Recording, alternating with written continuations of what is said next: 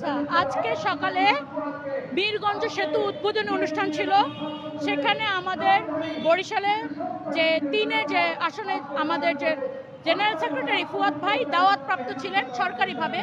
উনি ওখানে যে ওনার বক্তব্যে যখন চাঁদাবাজদের বিরুদ্ধে কথা বলেছেন যে চাঁদাবাজি যদি চলতে থাকে তাহলে এই উন্নয়নগুলো আমরা পাবো না, সাথে সাথে একটি বিএনপি গ্রুপ ওনার উপরে ঝাঁপিয়ে পড়ে এবং ওনাকে মৌখিকভাবে অনেক অপমান অপদস্থ করে এবং আমাদের যে পার্টির লোকজন ছিল তাদেরকে ধাক্কাধাক্কি করে এবং ফিজিক্যালি হাত তুলে।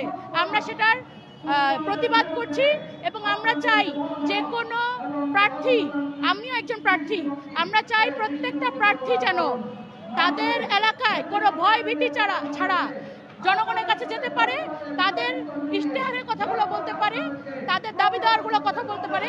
দাবি দেওয়ার কথা বলতে গেলে অথবা সন্ত্রাসীদের বিরুদ্ধে বলতে গেলে আমরা যেন সন্ত্রাসী হামলার শিকার না হই, সেই দাবি নিয়ে আমরা নেমেছি। জি, ধন্যবাদ।